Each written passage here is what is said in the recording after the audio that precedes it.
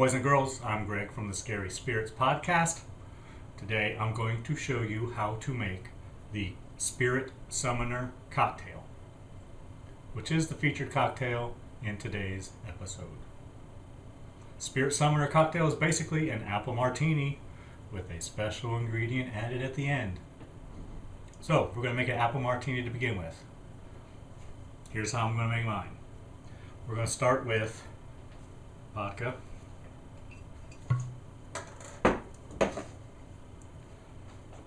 I'm going to add 1 part vodka. I'm using 1.5 ounces.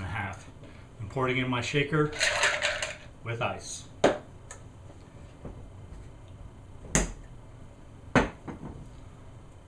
Next, we're going to add some sour apple pucker. 1 part of that.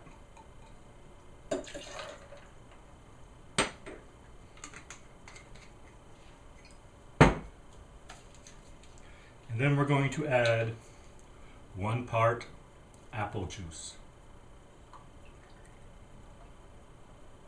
to make it healthy.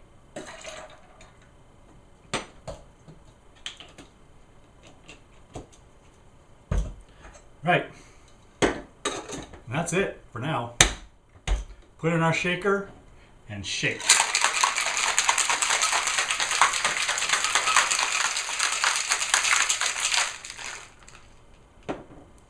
Right. Now we're going to take our chilled cocktail glass. I can't believe I don't have a martini glass, but I have this. And we're going to strain it in there.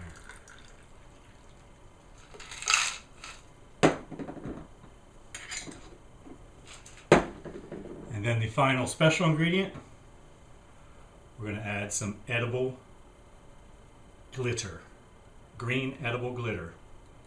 So we'll just add a little bit of that in there.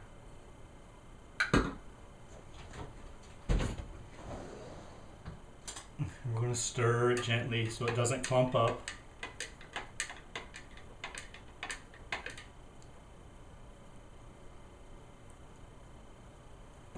And there you go. The Spirit Summoner Cocktail.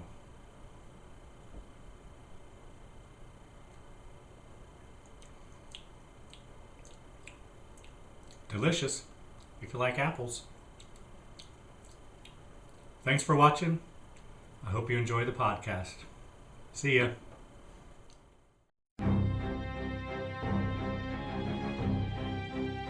Welcome to the Scary Spirits Podcast.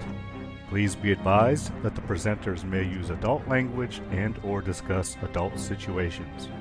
This podcast is not intended for younger listeners or those that may be easily offended. So if you're ready, let's go.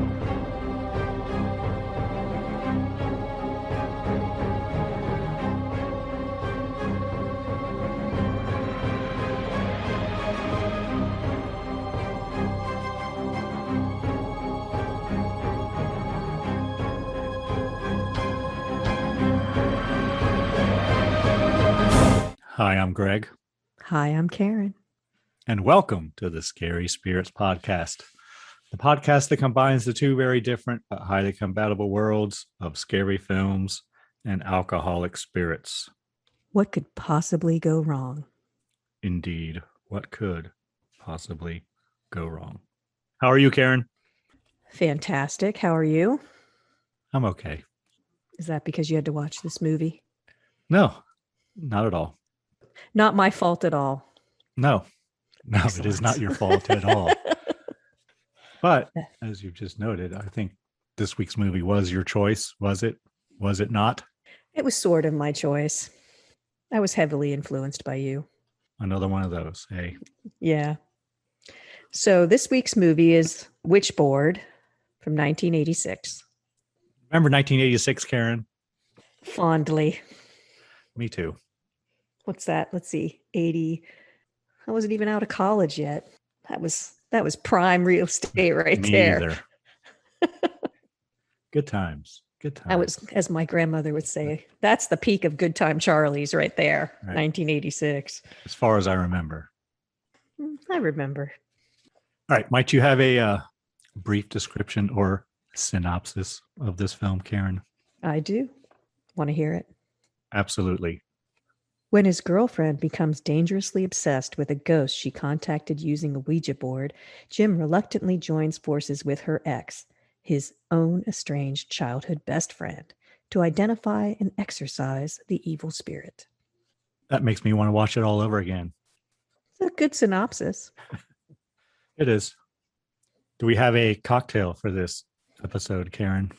We do. It's called the Spirit Summoner. Would you like to know how to make it? Absolutely. You're going to take 1.5 ounces of apple juice, 1.5 ounces of vodka, and 1.5 ounces of apple schnapps. You're going to throw those into a cocktail shaker with ice, shake, shake, shake, strain it into a martini glass, and add some edible green glitter. Stir, and voila, Spirit Summoner. That's exactly the way I made mine on the YouTube video. We're so in sync. Should we let people gather the ingredients and attempt to make one of these wonderful cocktails for themselves? Yes, really, it's just your favorite appletini recipe with a little green glitter. So whatever you want to do in that direction. Yeah. So if you have green glitter, please join us. Hold on.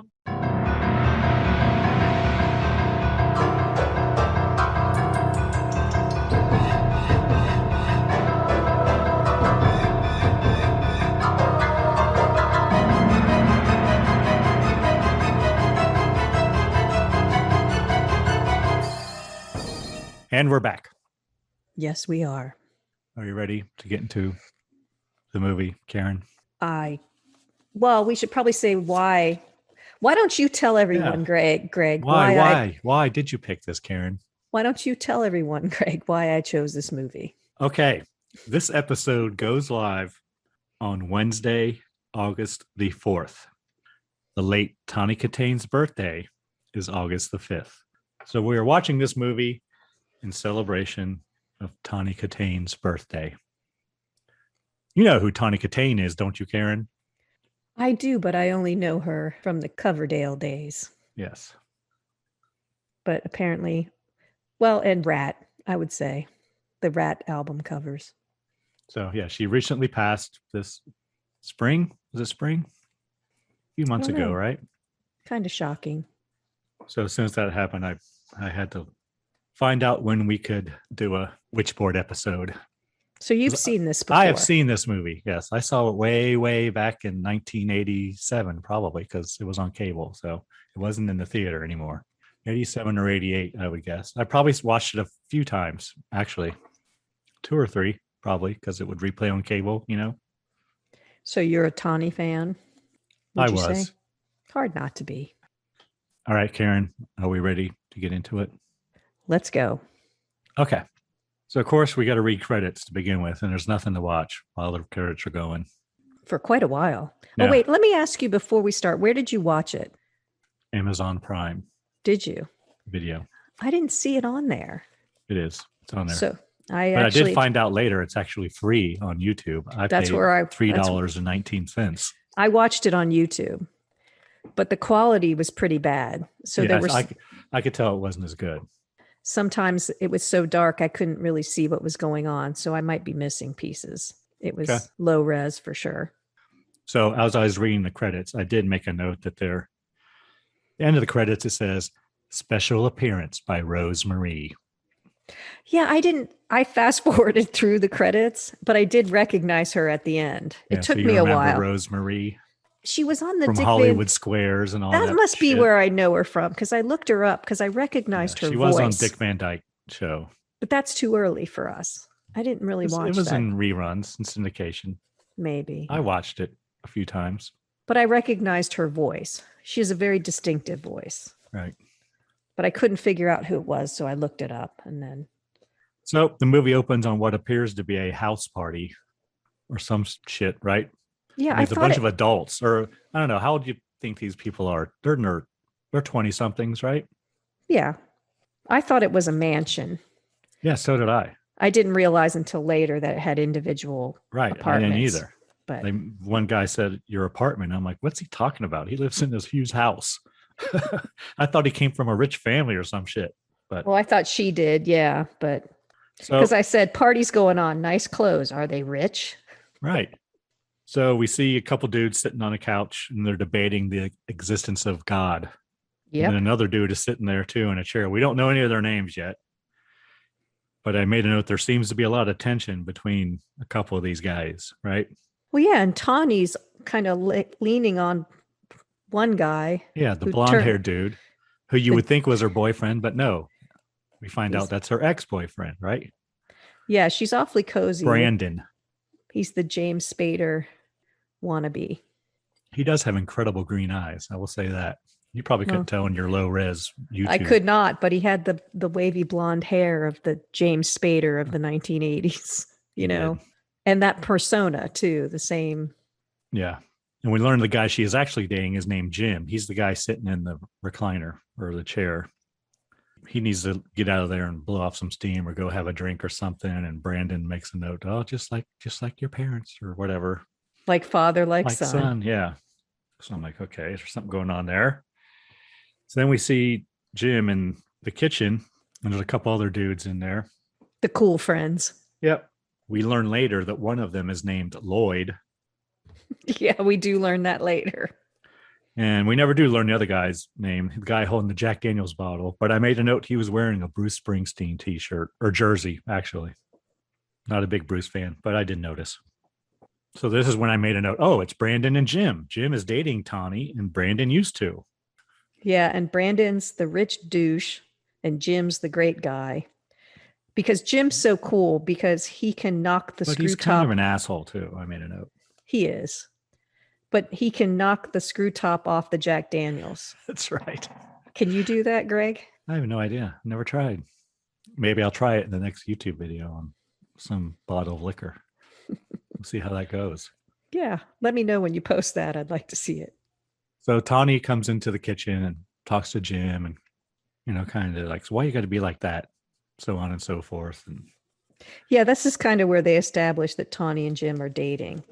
But when I see her come in there, I'm like, what's up with her hair? Are they trying to make her look like a serious actress or something? She looks ridiculous. Yeah, I don't like her hair in this scene either.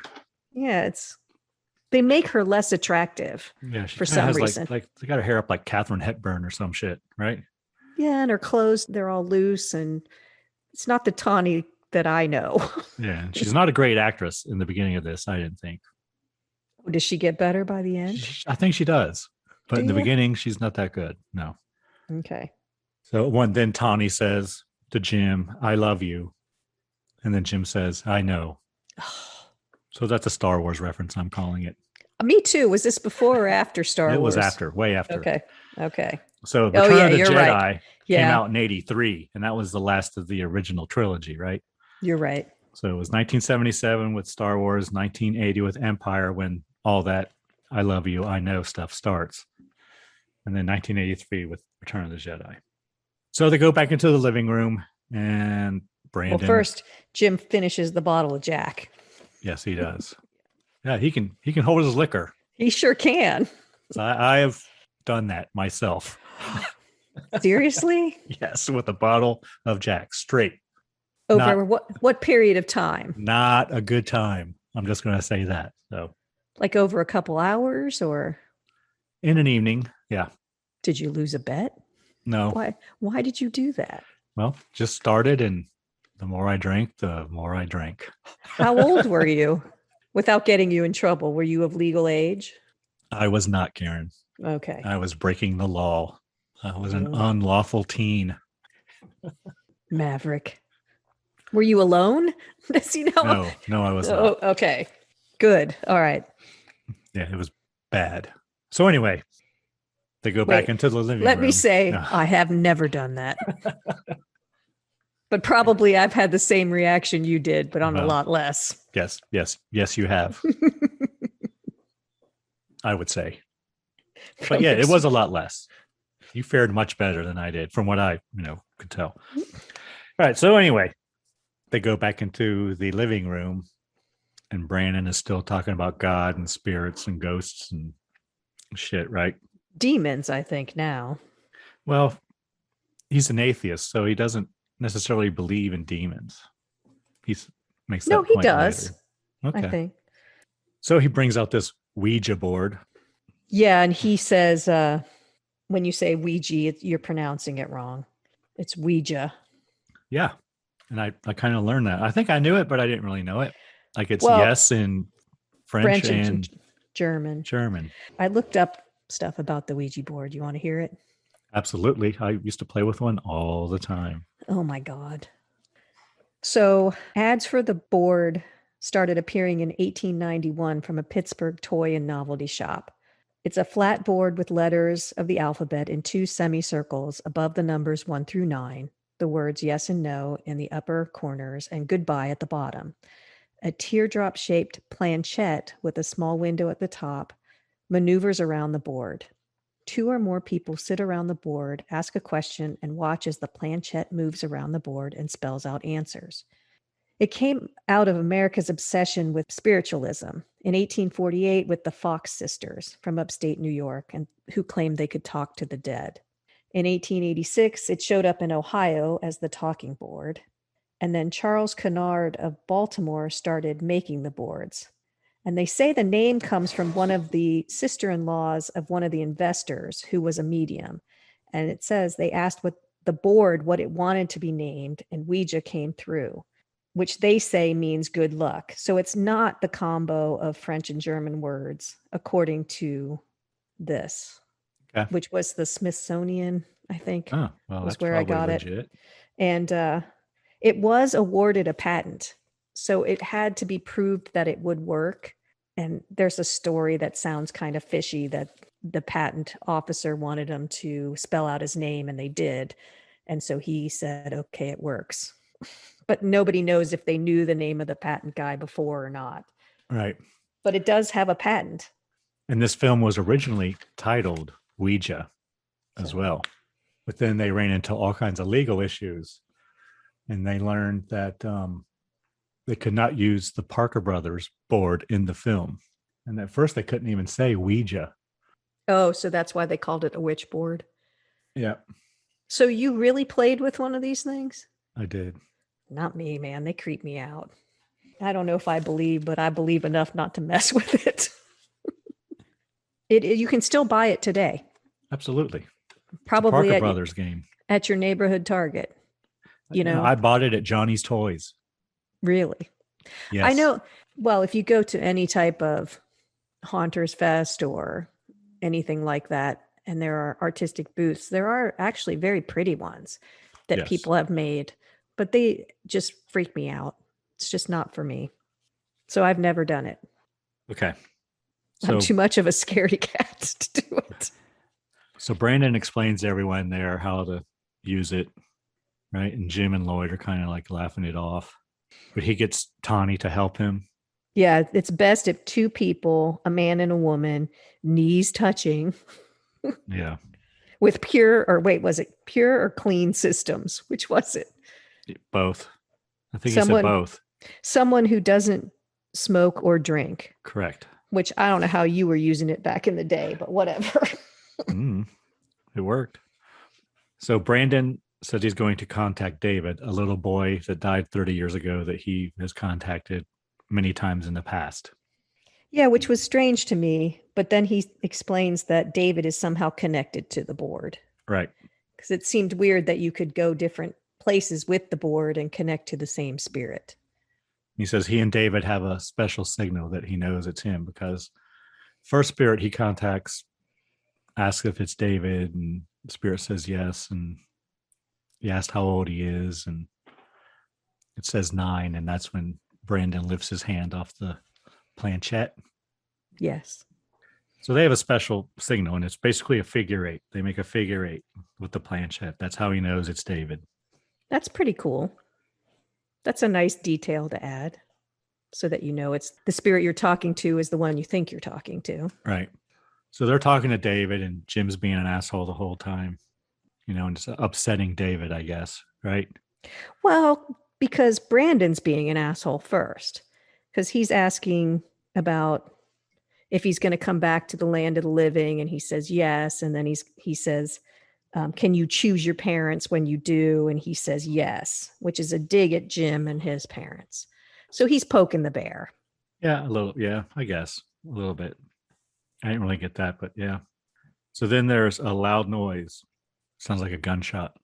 And the Ouija board jumps out of their laps. And we learn that Brandon's tire blew. Correct? Yeah. Did you notice that Brandon wears a pinky ring? Was it turquoise? I think it was turquoise. I do remember seeing a turquoise ring. Yeah. Turquoise ring. So Lloyd looks out the window and says, who owns the Shelby? You know what a Shelby is, Karen? It's a Mustang. Yeah, Right? kind of. Isn't his Shelby a Mustang? No, well, there is a Shelby Mustang, but the car they're referring to is a 1967 Shelby 427 Cobra. Oh, so no, I don't know what that is. And the one in this film is actually a replica from what my research tells me. It's not an original. But still. It's a pretty car. You know what a real 1967 Shelby 427 Cobra goes for? 125. Today's market. Wow, that's pretty close. No, it's not even close, really. Oh. You're mean. One sold at auction in 2008, which is, a little, it's been a while, for $700,000. Wow. So there probably weren't a lot of them made or something? No. But even the replicas sell for, I saw them for between $35,000 and $60,000 for a replica.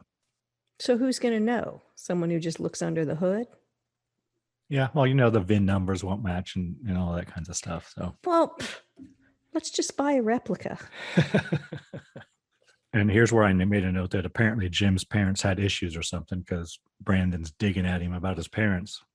And Brandon has personalized license plates on his 1967 Shelby 427 Cobra replica. Did you notice that? I did not. Yeah, I did. It's his last name. Sinclair. That's what his something about said. the vineyards. Sinclair. Yeah. So Tawny and Jim go up to bed and they argue about Brandon. Yeah, Tawny's mad that Jim ruined the party. We call her Tawny. What's her name? Linda or something? It is Linda, and I start calling her Linda later. Okay. But I'm going to probably keep calling her Tawny. Well, he thinks he's going to get some, even though she's really mad at him. Well, he does. Yeah, he does. That's how it always goes in these movies. He does. The 80s movies were like, this was a formula. Yeah. As they're getting busy in bed, the scene cuts to the living room where the Ouija board is still there, very ominously. Well, and she takes down her hair and looks much better too. It does. But I thought, I made a note, she looks about 40. I don't know, it was weird, but I looked it up. She was 25 when she made this movie, but to me, she looks older. Well, she actually made this film right before the Whitesnake videos. She filmed the Whitesnake videos while this film was in post-production, so they all kind of came out at the same time, which was good for her. Next scene, apparently the next day, Jim is at work hanging drywall. Yeah, a whistle blows, which was weird. I guess it's lunchtime, right? Yeah, but it's 1986. They don't have whistles on home builders' construction sites. Maybe they did. I don't know. Well, you're right. He is hanging drywall. And apparently he's lost his hammer. So Lloyd throws one at him. Right at him. Yep, almost hits him in the head with the hatchet end of the hammer. That was some skill. So they go to lunch. They're sitting on pallets eating lunch. And then we see Jim's hammer appears above them on the scaffolding. Cut back to Tawny, listening to her messages on her cassette. Exactly. An old push button phone answering machine. A tape answering machine. Ah, the good old days. And one of them is from a doctor, right? Talking about an appointment and test results or something. Then the next one is Brandon. And he calls her and asks her to bring his Ouija board to class with her on Friday because he accidentally left it there. So apparently they're in classes together or something. And this is when Tawny begins using the Ouija board by herself. It's like she didn't remember it was there until she heard the message. Right. And she's got a big purple bow in her hair. Very 80s bow. So she starts communicating with David again, the little kid, right? Yeah, she asks if David's there and gets the figure 8. Yep. And she asks David if she's pregnant, and David says yes. And then David also says he doesn't like Jim. Yeah, doesn't like Jim. Doesn't like Jim. So we cut back to Jim having lunch. And here's where we learn that Jim and Brandon used to be best friends when they were kids. Because he's talking to Lloyd, who's wearing a silver feather earring. Did you have one of those? I did not have silver feathers. I had real feathers. Oh, I think I might have had silver feathers at some point. And we learned that Jim's parents were alcoholics and he didn't really want to spend a lot of time at home. So he spent a lot of time at Brandon's house. And we also learned that he went to med school. Yes, he did. And Brandon thinks Jim stole Tawny from him. Yeah, but he didn't really. No, he didn't. So then the scaffolding falls on top of Lloyd and he gone. Yep. First death. And I made a note there are lots of flies flying around him, probably because they used Caro syrup in the blood mixture.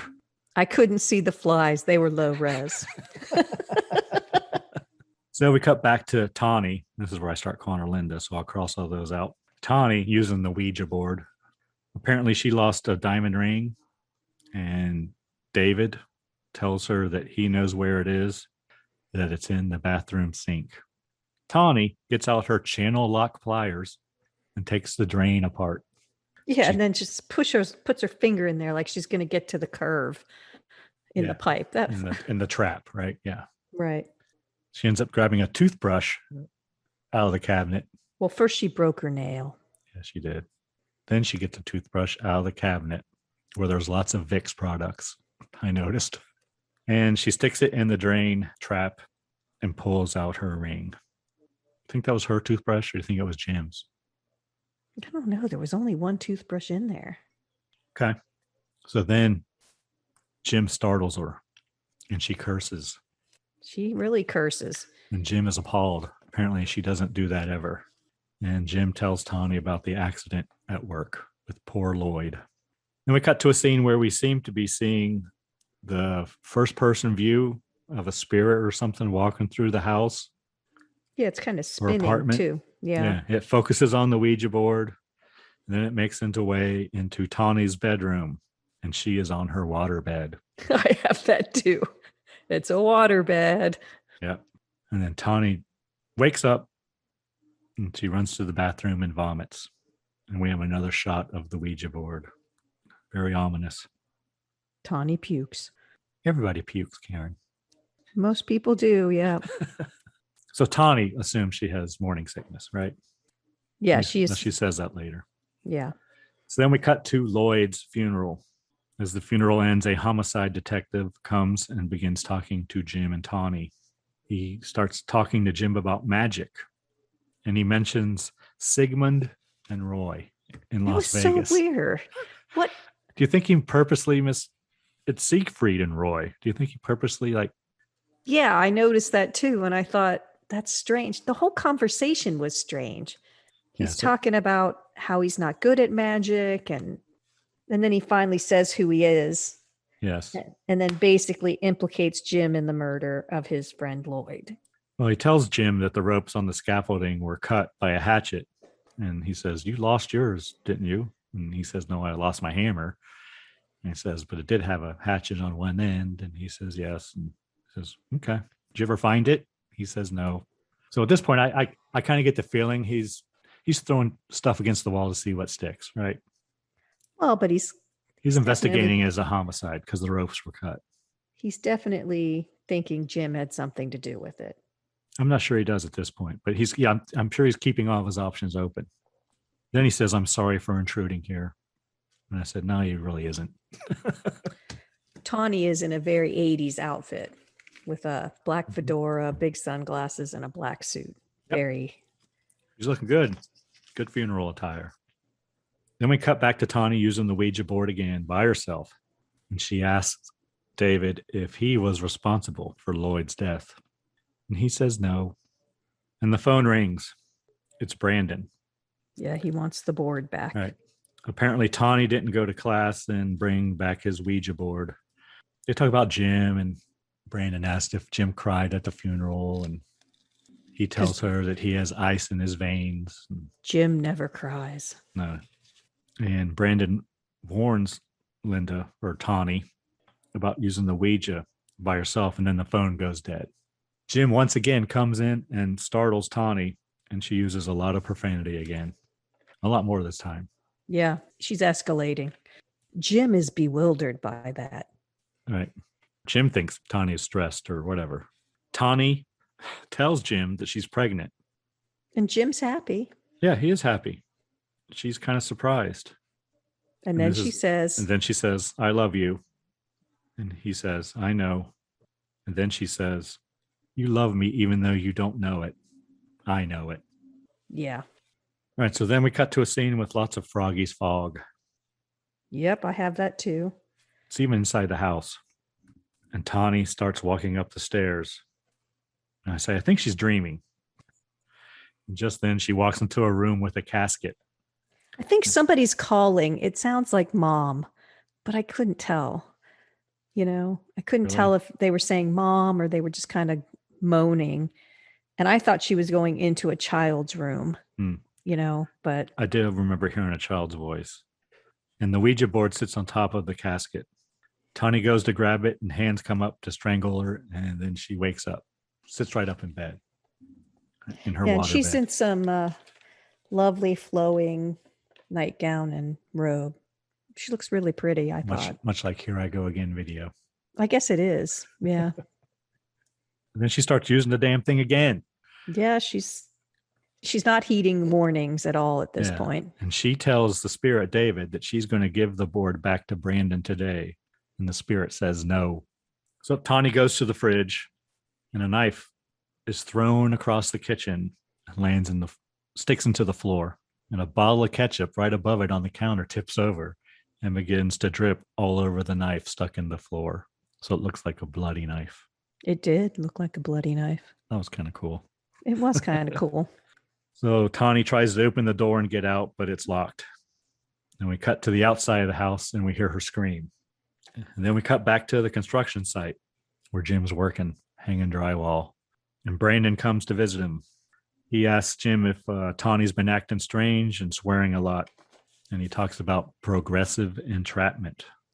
Yes, he warns Jim that she's using the board alone and then describes what he thinks is happening to her. Yeah. The spirit is entrapping her in hopes of, what's the word I'm looking for? Possession? Yes, possess her. So yeah, there's basically two steps to progressive entrapment. First, the board is friendly and helpful. And then the board becomes an obsession. The spirit changes. It frightens and changes her. And then when she's broken, we'll be able to possess her. Thank you, Dr. Karen. I was hoping you'd explain that. Oh, I don't know if it's real. That's just what... I know. That's just what Brandon says. Right, that's what Brandon says. And he tells Jim he wants to bring a medium by the apartment to exorcise the spirit. But did you see Brandon overacts? Damn it, Jim. I'm serious. And it reminded me of Star Trek. Yeah, he did. And then Jim tells Brandon that Linda's pregnant. And they begin Because to basically argue. The same symptoms apply if you're pregnant or if you're undergoing progressive entrapment. You have almost exactly the same symptoms. Right. So they argue, and one of the other workers interrupts them to tell Jim he has a call from his landlady and that there is something wrong with Tawny. This is where I figured out it was an apartment. Yeah, me too. And you totally just glossed over this random dude who is rocking the Loverboy lead singer look. And actually in the Prime Video X-ray thing where they talk about trivia, I believe the actor's name is Kenny Rhodes, and it says that he kept the bandana that he wore in this film. He kept it as a memento. Well, as he should, because he looked awfully good in it. I was not a Loverboy fan, but that's the look. Yeah. That's the Loverboy look. The Mike Reno look. Is that the lead singer? Or did they all look like that? No, that was the lead singer. He's the only one. Yeah, I saw them. They were very good live, actually. I'm sure. So Rosemarie is Jim's landlady, and she hands the phone to Tawny. Tawny tells Jim that she is scared of David. And this is when Jim tells Brandon to bring the medium over that night. Yeah. So cut to that night, and Brandon brings the medium over, who was Lordy. played by Kathleen Wilhoit. Did you recognize her? No, but I said she's a poor man's Lori Petty. I recognize her. Oh, she was in Roadhouse. Maybe that's where I recognize her from. I think she's been in lots of stuff, but She was terrible. oh, I thought she was awesome. I thought she was great. She was ridiculous. Well, she might have been written ridiculous, but she was awesome. Well, if she was written ridiculous, she nailed it. Now, what else was she in that I would have seen? So I have to know her from lots Who of TV was she? too.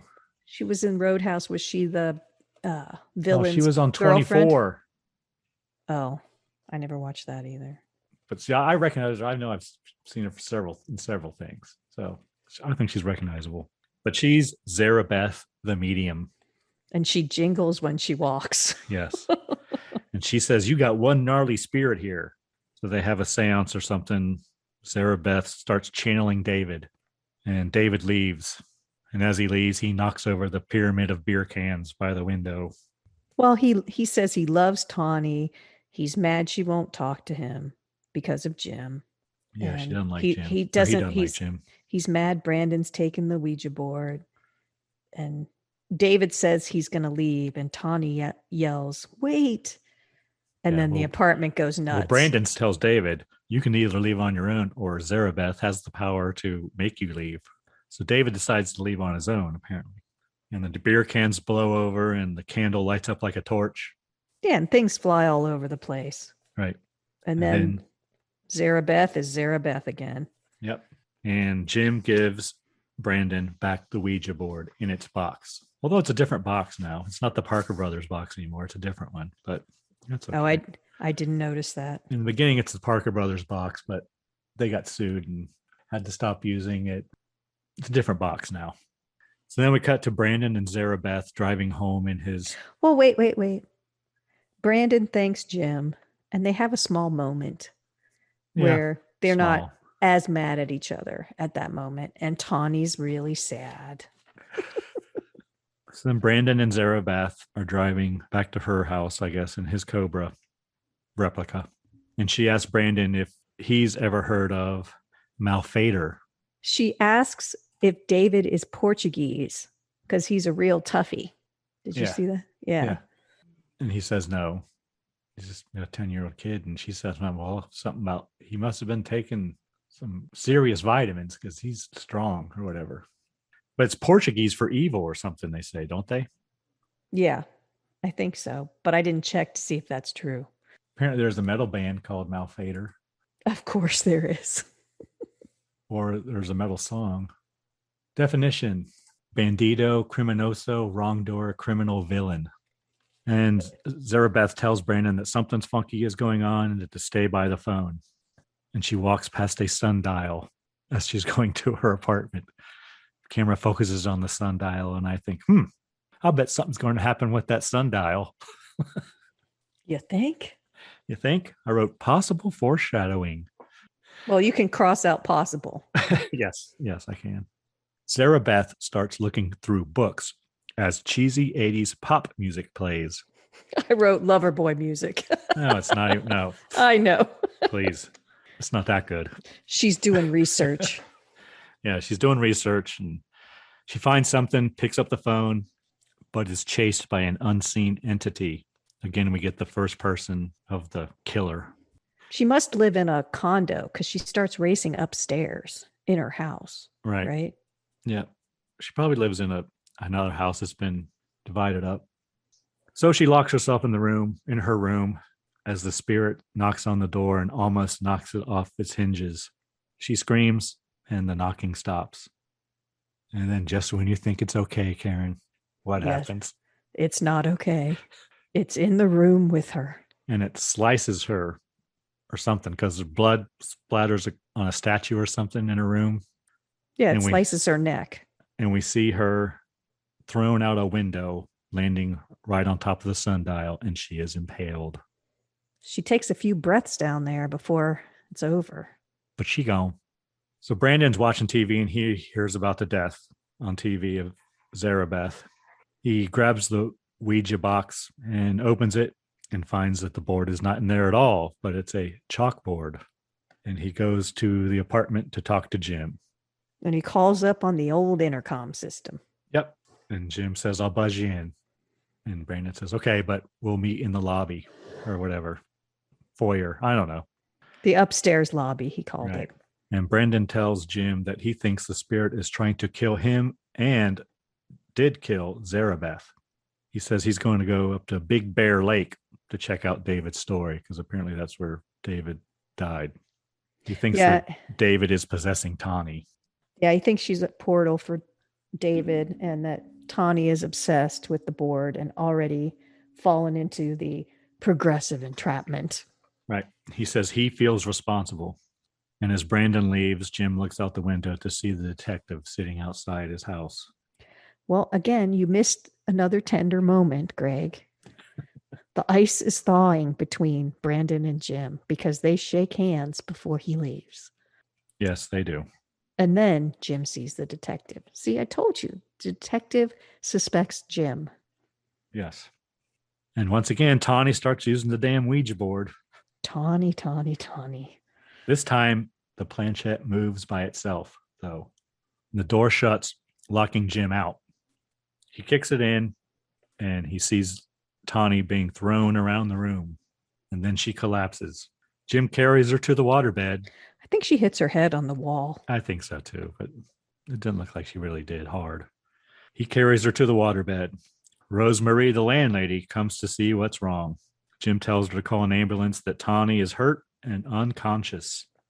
He grabs the Ouija board and throws it out the window into a trash can. It's an excellent throw right into the trash can. Yeah. Jim looks like he could probably throw a ball around. He's pretty well built. He's a good looking guy. Yeah, athletic for sure. Cut to the hospital. Jim is in the waiting room smoking a Marlboro. It's not a Marlboro Light because it has a brown filter. So it's a Marlboro. Detective is there as well. Juggling oranges. I think they're lemons. Are they oranges or lemons? I don't know. I had a low res view. So I think he had lemons with him in the car for some reason. I don't know. And the detective tells Jim about Zarabeth's death and that her throat was slit before she fell out the window. And he asks him, hey, have you found your hammer yet? Yeah, because the slit on her throat matches the cut on the ropes at the construction site. And Jim gets very angry. Then the doctor comes in to tell Jim that Tawny indeed did have a concussion, as he deduced. Well, and they said a mild concussion. Okay, Yeah. so. And then Jim asks, what about the baby? And the doctor says that Tawny is not pregnant. She missed her appointment, so she didn't have a chance to tell her. Just for your information. Yes. A mild concussion. Yes. Is there such a thing? Well, I couldn't really figure out if there is such a thing as a mild concussion, but there are grades of concussion, grade 1, 2, and 3. And grade 1 is the lowest. So you would think that would be considered a mild concussion, right? Yeah. Symptoms last less than 15 minutes, no loss of consciousness. You have to go all the way up to grade 3 to have a loss of consciousness, which she did. So this is not a mild concussion. A mild concussion. What's a grade 3? 3 out of what? 3 out of 3. Oh. They don't really grade concussions very much anymore. I think that might be an old term, but a mild concussion. Yeah, they're all bad. Yeah. But mild usually means you didn't lose consciousness, I'm guessing. So that was a little weird. Maybe it's good he didn't pursue his career as a doctor. Well, maybe he was using old 1986 doctor data. Well, that's where the grades came from. Okay. So Jim goes to Tawny's room to visit her, and he seems to begin to tear up a little bit. I wrote, he cries. Yeah, that's the first sign of emotion we see from Big Jim. Yeah. Next, Jim goes to Brendan's house to tell him he's going to go to Big Bear Lake with him. And I say Big Bear Lake because that's what it is. They don't say lake, they just say Big Bear. But it's Big Bear Lake. Is that in California? It is. So they're in California. Yep. They go to the library and look at newspapers on microfilm, looking for stories about David. The old microfiche. Remember that? Yes, Remember those I days, do. Karen? I Remember don't going know. and doing your research papers, looking at microfilm? I don't think in I the used it that libraries. much, but I definitely know it was there. Is it still there? They still have newspapers on microfilm? I think they do, just because there's so much Data. data stored that way. It's probably all on the internet at this point, but I bet there's still machines. Yeah. They find a story about David being killed by a gasoline explosion on a small motorboat. They try to look up David's parents in the phone book. Remember In a- those, Karen? In a phone booth. In a phone booth. Yeah. But they can't find any listing for, what was his name? Palmer? David Palmer? David Simpson. Simpson. Yeah, it was Was David it Simpson. Yeah, it was Simpson. And a funny coincidence, Karen, Tawny Kitaen was dating O.J. Simpson when this movie was filmed. Oh, really? But I digress. So they decide to go to the cemetery. They think maybe that the caretaker has their address on an invoice or something there. They get to the cemetery, and of course, it's dark now, and there's Well, Froggy's yeah. fog everywhere. You can't go to a cemetery in the afternoon. The cemetery's closed. Jim decides he's going to go try to find David's grave. And then what does Brandon say? I have a very bad feeling about this. Right. Another Star Wars reference. Twice he says it, I know, twice. just in case you missed the Star Right. Wars reference the Before first he time. jumps over the fence. Yeah, they both went right over that rock wall. Pretty. Yeah. Pretty- Well, they're both young athletic dudes. I was impressed. And I made a note. It's a very nice looking cemetery. I like this. I like this scene a lot. It's well Yeah. shot. Where Brandon calls for Jim and the owl Yeah. hoots. And then I said and the for dog barks. someone who is into spirits and things, Brandon is very scared. He looks terrified. Well, that's He's even, because like, he shaking. believes. He believes. His bottom lip is trembling and all kinds of stuff. Jim grabs him by the shoulder and startles him. So Jim tells Brandon that he's found David's parents' graves. He says they died on the same day less than 2 weeks ago. The same day. The same day as what? He's saying that they both died on the same day. Oh. Just the same day. I thought they meant the same calendar day as maybe No, they were killed. They were both killed. They were died killed at the 2 same weeks. time. Probably killed in an accident Gotcha. I got it. on the same day 2 weeks ago. Yeah. I get your dun dun dun. Dun now. dun dun.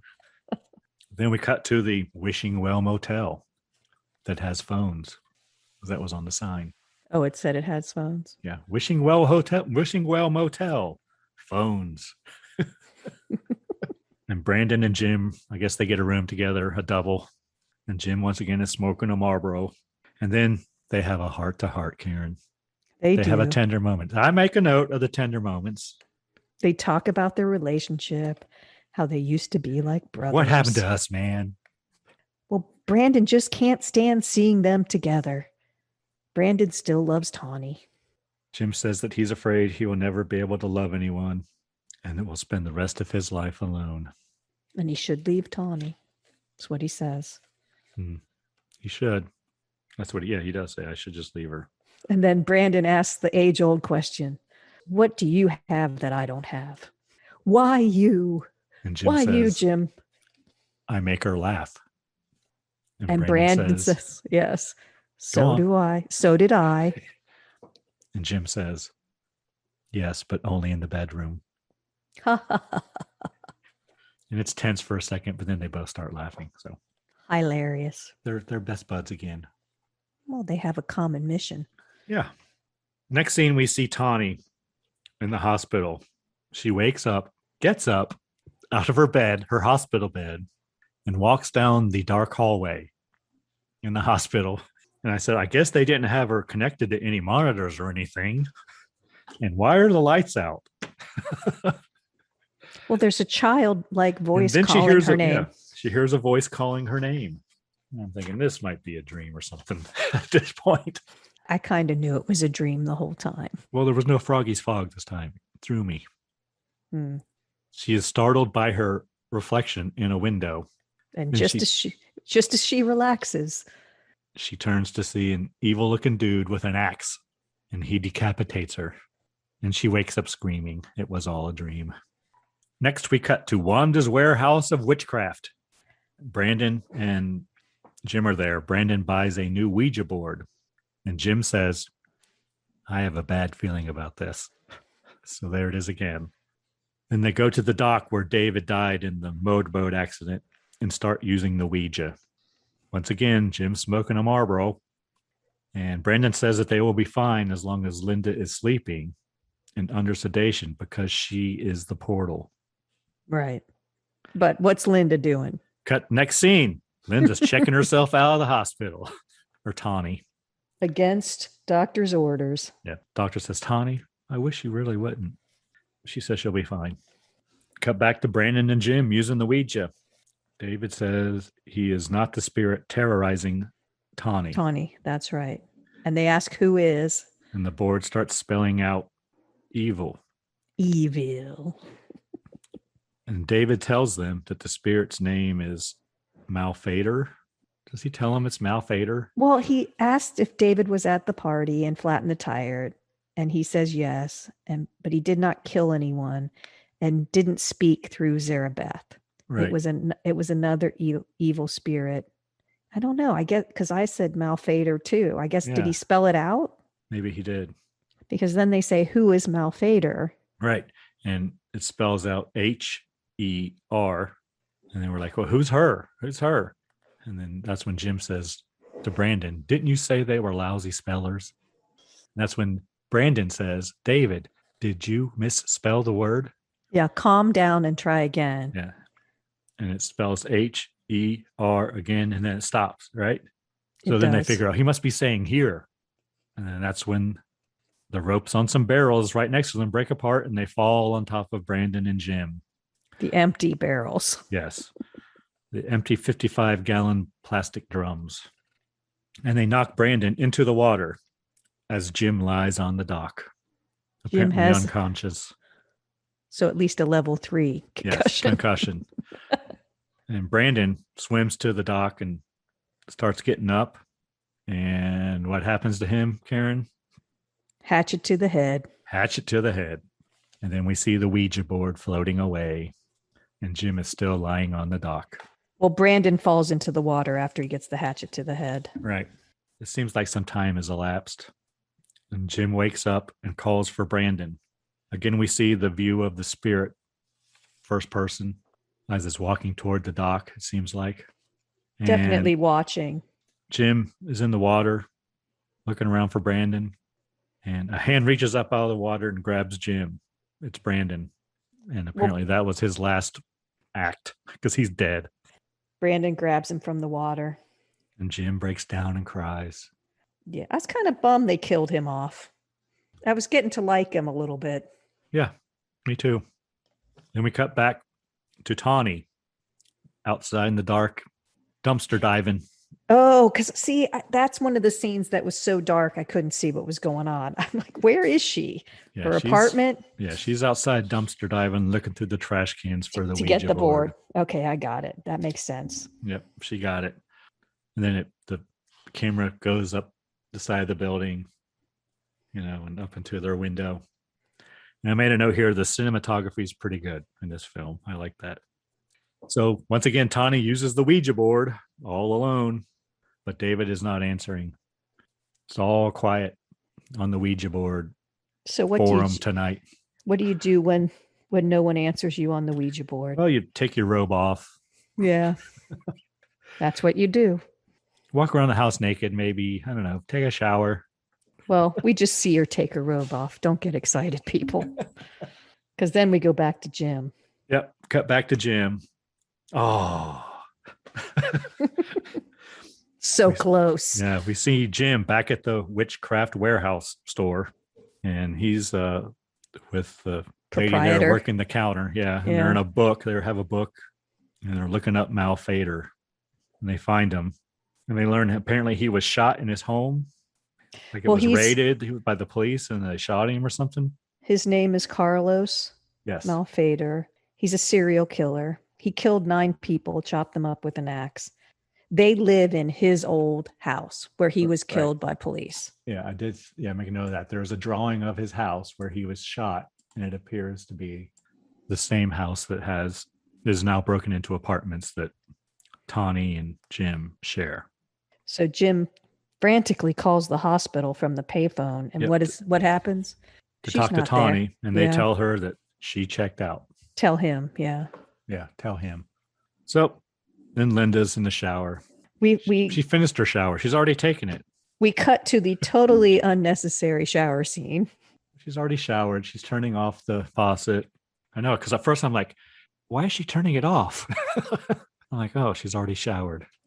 Okay. Damn it. But then the shower comes back on all on its own after she turns it off, and it appears to be very hot water. Is that what it was? I couldn't I think tell so. again. It was burning. It burns. Yes, I think she's being scalded, but she can't get the shower door open. So she wraps a towel around her hand and punches through the plexiglass shower door. And then the door locks as she's trying to get out of the apartment, and she can't get out. Wearing just her towel. Wearing just her towel, yeah. While Jim is speeding back She home. finally managed to get her towel on after Yeah.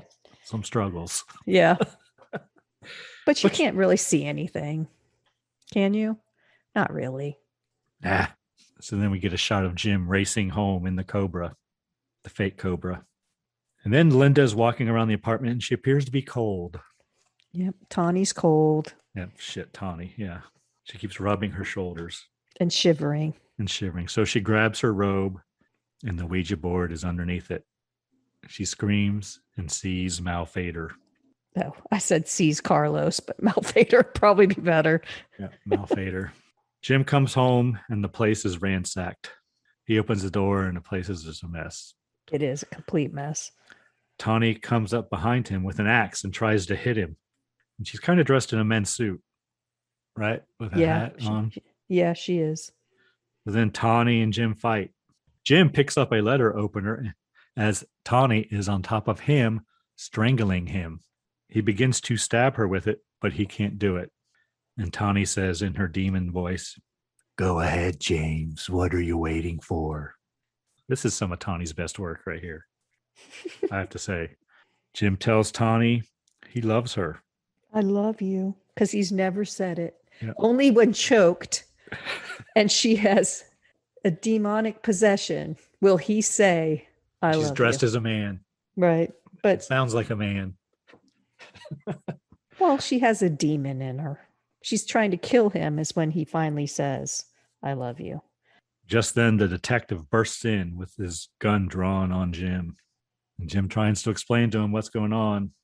The detective goes to help Linda because I guess Jim knocked Linda to the ground. Well, she acted like the possession ended when he said, I love you. Yeah, But she did. It was a psych because then the detective shows up and it looks like Tawny's going to say, oh, help me. But she Yep. throws the detective across the room. She grabs a fireplace poker and hits him with it. Oh, is that what it was? Yeah. Then Jim picks up the detective's gun and points it at Tawny. Tawny tells James that he's the portal, not Tawny. In the end, is possessed in her. Well, I guess it's his possessed voice. Yeah. Tawny tells Jim the only way to close the portal is to kill himself. So Jim puts the gun to his head. Yeah.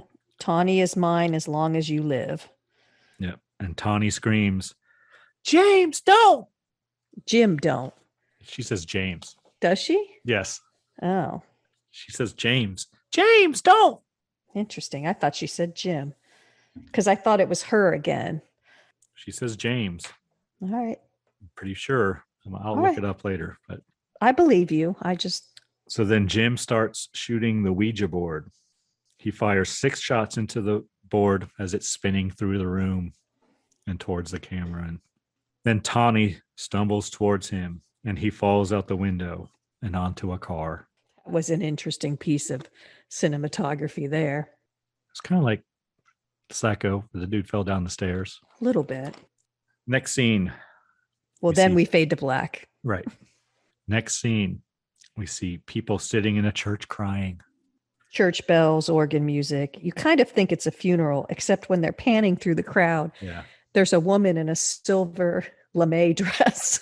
So I'm thinking, I thought, what a strange thing to wear to a funeral. See, But I didn't even notice that. Yeah. Only someone with a fashion sense would understand that. You don't wear that to a funeral. It's awfully nice party dress for a funeral. But And it's then not a funeral, is it, Greg? Nope. The camera pans through the church and comes up to the altar, and we find it's a wedding. A wedding. Jim and Tawny are getting hitched, and Jim has a neck brace on. With the most 80s looking bridesmaids dresses ever. Don't they all look like that, though? They got a little better later. Next scene, we see Rose Marie cleaning up the apartment with some other girl. A young girl, yeah. They find the Ouija board. They find the Ouija board and throw it in a box of trash. Rose Marie talks about, I used to play with one of these. And she says, I wonder if it still works. And then we zoom in on the Ouija board and the trash. And what happens, Karen? The planchette moves to yes. The end. Cheesy 80s music as the credits roll. Happy birthday, Tawny. Yes, happy birthday, Tawny. Her acting did get better. In later movies or? No, in this movie. Like she was how do awesome when she was possessed. How do you know they filmed in order? A lot of times they don't. Because in the beginning, it's the Parker Brothers box, and then Parker's Brothers box disappears once they're sued or learn that they will be sued. Pretty sure they filmed it in order. But be my guess. So anything you liked in this film, Karen? Pleasantly surprised by anything? Well, I do like a good sequel. I know. Moment. I knew you were going to say that. I would have been disappointed if there wasn't one. So I do enjoy a good sequel, prequel, or what do you call it? Hint or setup or, so Doors open. Was there a sequel? There were. So several, I think. It's a good one for a sequel, because nothing happens to the ghost that possessed her, right? It has 2 sequels. Witchboard 2, The Devil's Doorway in 1993, and Witchboard 3, The Possession in 1995. I don't think I've seen either of those films, but I do believe that Mal Fader guy plays a bigger role in them. Maybe not.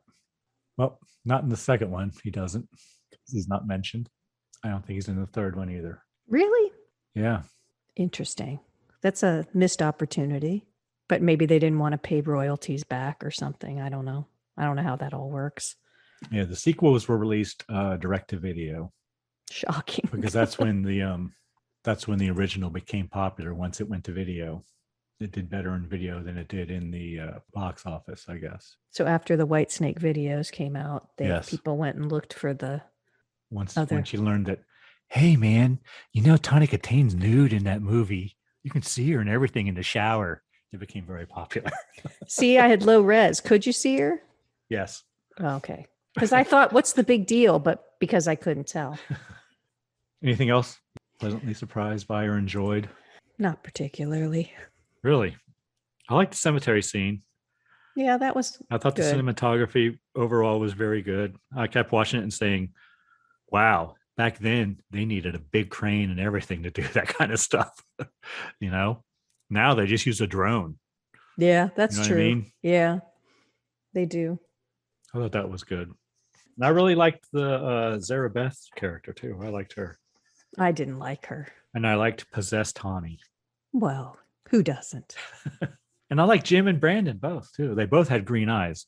You probably didn't notice, but they did. No, they both had green eyes. I thought it was interesting. But Brandon's were much dreamier, I think. Well, maybe I should watch it on a more high-res thing to see that. Their story arc was pretty good, actually. I kind of like that. Instead of just having nothing to explain their background or anything, they did take the time to give them a little bit of multifaceted type background. Actually, Tawny Kitaen and the guy who played Brendan were on Days of Our Lives together, which is interesting. That's what he's best known for, is Days of Our Lives, apparently. Oh, I never watched that either. I was a guiding light. Yeah, I know. And he was also in General Hospital for a little while too. But all right, Karen, what were you disappointed in this film? Anything? I don't know. I think it was pretty much level with my expectations. I don't think anything really disappointed me too much. Were you Yeah. disappointed? Like I said, Tawny wasn't great in the beginning as an actress. I think the rest of them were pretty good. Okay, I'll say I think I was disappointed in how they presented her in the beginning. I thought she just looked terrible for no reason. Maybe that was the problem. Maybe she didn't feel comfortable, so she wasn't able to act. I don't know if they were trying to make her look sophisticated or she could have gotten into her character better by doing that shit too, though. maybe. I was just put off. I guess because I only know her from those videos. I just thought, why are they making her look ugly or trying? I mean, they can't really make her look ugly, but they were definitely, especially in her as they're introducing her to everyone, right? Yeah, it was strange. But maybe that was 80s fashion too. Nobody really looked that good, but she looked better than that. I think they were trying to make her look like a serious, sophisticated actress. So this was her third film. Yeah, I looked her up. She was in a lot more than She I was thought. in Bachelor. I remember her being in Bachelor Party. I don't remember anything about The Perils of Gwendolyn in the Land of the Yik Yak, which was her first film in 1984. Same year she did Bachelor Party. Bachelor Party and this are the only films I've seen her in. Then she was in, of course, 5 music videos. Can you name them, Karen? No, I'll never be able I'll to give name. you. Here we go again. I'll give you. Okay. Is This Love? In the Still of the Night? There's 2 more. We mentioned one last week. Back for More? There's one more, Karen. One more. And this is the hard one. I wouldn't have come up with this one. She in the Milton Berle one? No. With Rat? I don't know. I don't know what it is. It's another Whitesnake video. Is it a famous song? Sort of. In the Still of the Night's my favorite Whitesnake song. Yeah, well, those were in 87. The 3 big ones, Still of the Night, Here I Go Again, and Is This Love, were in 87. I guess the next album, in 1990, she was in one of the videos for it too, but it's not nearly as I probably don't know it. I probably gave up after that. good as an album or well known. What is it? It's called The Deeper the Love. Yeah, I wouldn't have got that. It's kind of like a Is This Love Part 2. In the Still of the Night's a jam, man. That one, you just got to turn that up as loud as it'll go. I love that song. That's a good album. Even, the ones that weren't hit singles are good. Yeah. That's a really good album. In the Still of the Night's a sexy song, I think. All right, Karen, how many cocktails? What's our average? 3? 3. It's a 3. It's a 3. Yeah, I thought the subject matter was a little more, well, it's different than we've done, threw in a Ouija board. I mean, that's got a little info on that. So yeah, we did see 2 bare breasts. Well, you did. I didn't. So if you want to see the bare breast, don't watch it on YouTube. Don't see it on YouTube. Too. Yeah, there you go. I like natural. Yes. Don't watch on YouTube if that's what you're looking for. All right. What did you think of our little cocktail or your little cocktail? It was good. It's just an appletini with glitter. Spirit summoner. Yeah. Get all that glitter so you can have glitter poop later. Your poop will be magical. Should I take a photo and send it to you? No, Nah. I'll have my own, thanks. But it was good. I liked it. I feel like apple. Yeah, it's an appletini. It's vodka and apple. Can't go wrong with that. Yep. Anything we learned today? No, we learned all about the Ouija board. I know. Even though Brendan's reasoning for why it's called a Ouija board is not technically correct. Well, Is that a lot of people think that, and I'm no expert. I just looked up what the Smithsonian said. So But the Smithsonian says, no, that's rubbish, right? well, they say it's a common misconception. So it's rubbish. Well, I don't know. Okay. I didn't do in-depth research. I only went to one source. So I'm sure if we went to multiple sources, we might find different answers. But that is what most people think. Mm-hmm. We learned about the 1967 Shelby 427 Cobra replica, how much it's worth, how much a real one, and it is worth. It's still worth some good money, even though it's a replica. I agree. And we learned about concussions. Yes, we did. Grade 3 and you're unconscious. Is that right? You need to get to grade 3 to be unconscious, yes. But I don't think they grade them that much anymore. I think they realized, like you said, all concussions are bad. Yeah. So wear a helmet. Anything else? I don't know if we learned anything else or not. That's pretty good. Okay. I gave a lecture on the board. That's true. You did. Unless you cut it out. And we learned that edible glitter is undigestible. So you'll have glittery poop. Magical poop. Something to look forward to. Yep. All right. Next movie. That's yours. Mine. What do you got? It's my turn. Oh, it is my turn. So the next episode will go live on Wednesday, August the 11th. So that means that Friday is what, Karen? Oh, no. If Wednesday's the 11th, say it with me, people. Thursday's the 12th, and Friday is the 13th. So it is. So it is. Friday the 13th, the original. I believe you said you saw this one. This is the only one in that genre that I saw, that time frame. And that was enough for me, and I didn't watch anymore. Would you say this one's the scariest? I don't know. I haven't seen them all. Nowhere near them all. I've seen this one. I've seen the first one. Yeah, but didn't you think this one was scarier than Nightmare on Elm Street? I don't remember. Maybe. Yeah. Well, I mean, it's more horrific than a Nightmare on Elm Street. I guess it's hard to say because I didn't think Nightmare on Elm Street was that scary, but I saw it as an adult. That was the first time I saw it, was when I watched it for this. So it's hard to say because when you're a teenager watching teenagers get knocked off, it probably has more of an effect on you. So what drink do you have to get me through this? I have a little drink called the Camp Crystal Lake. Would you like to know what you're going to need? Yeah. And tell me I'm not going to have to go buy a bunch of stuff. What is it? No. Oh, no. So you're going to need some Campari, some sparkling wine. Oh, God. Just champagne that's not from Champagne, right? It's sparkling wine. Honey. Okay, I actually have that. I do too. And red food coloring. I actually have all this because I've already shopped. I shopped ahead. How big is it? Is it a martini or? Yeah, more or less. Yep. Anybody we need to thank, Karen, on your side of this? I'd just like to thank myself for being so damn delightful. No, I don't have anyone. I appreciate it as well, Karen. What about you? We do once again need to thank the band Verse 13 for providing all of the music in the Scary Spirits podcast. Once again, their info will be linked in the show notes. Be sure to go to scaryspirits.com and check out everything we got going on there. The recipe den, the link to the store. Yes, please do. And you can listen to all the podcasts there too. Yes, you can. And check out YouTube, where you can watch Greg make every single drink. But please remember, I'm not a bartender. I just play one on the internet. Very well. Sometimes. Anything else, Karen? Just remember, please drink responsibly. Yes.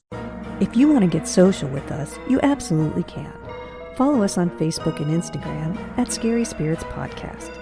Email us your questions and comments to scaryspiritspodcast@gmail.com. Search for us on YouTube at Scary Spirits Podcast and check out our website at scaryspirits.com. You can find all the recipes for our themed adult beverages in the recipe den on the website. We are especially excited about our Scary Spirits merch store. Lots of cool stuff with our logo on it. You can find the link to the store on the website. And be sure to share the love and help others find us by leaving us a 5-star review. As always, thanks for listening.